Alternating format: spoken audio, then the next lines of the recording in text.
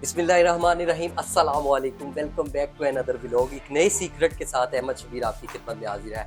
इस टाइम मैं मियाँ मीर गांव के अंदर मौजूद हूँ। यहाँ पे एक मकबरा है जो मैं फ़र्स्ट टाइम देख रहा हूँ। उस मकबरे को नादरा बेगम का मकबरा कहा जाता है।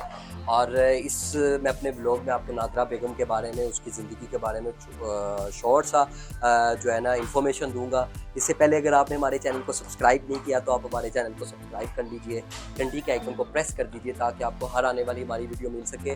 आप हमारी पूरी वीडियो को देखा करें ताकि हमें भी हौसला हो और आपकी सपोर्ट हमें मिले।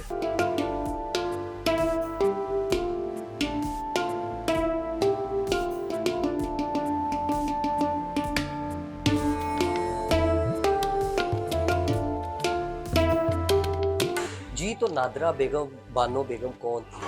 वो मुगलिया सल्तनत के जहांगीर बादशाह की पोती थी और शहज़ादा परवेज़ की बेटी थी, जो कि 1618 में इनकी तारीख़ पैदाइश का शुमार किया जाता है।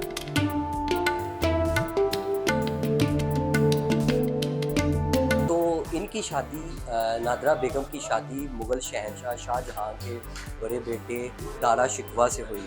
और आपको पता है कि शाहजहाँ के दौरे हुकूमत में ही उनके बेटों के दरमियान तख्त की जंग शुरू हो गई।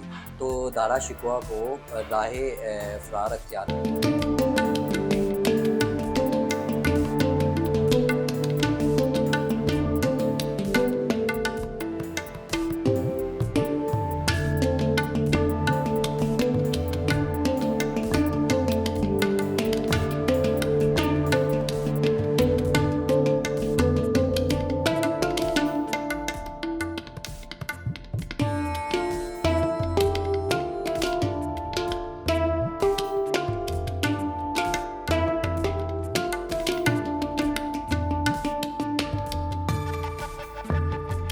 की लड़ाई की वजह से दारा शिकवा को राह फ़रार इख्तियार करना पड़ी।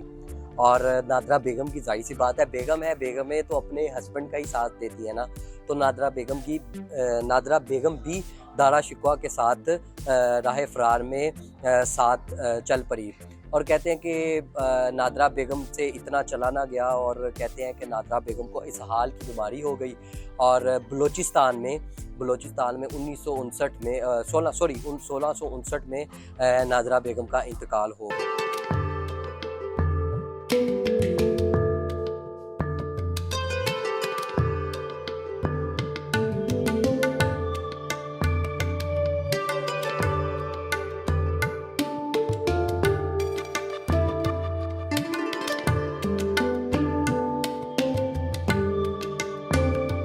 नादरा बानो बेगम का जब इंतकाल हो गया तो कहते हैं कि बलूचिस्तान में थे उस टाइम। तो दारा शिकवा ने नादरा बेगम को लाहौर भेज दिया। लाहौर भेजने की रीज़न ये थी कि नादरा बेगम को किसी बुज़ुर्ग थे हज़रत मियाँ मीर, उनके साथ बड़ा लगाव था, जिस वजह से उनको यहाँ पे हज़रत मियाँ मीर के गाँव मियाँ मीर में भेज दिया गया।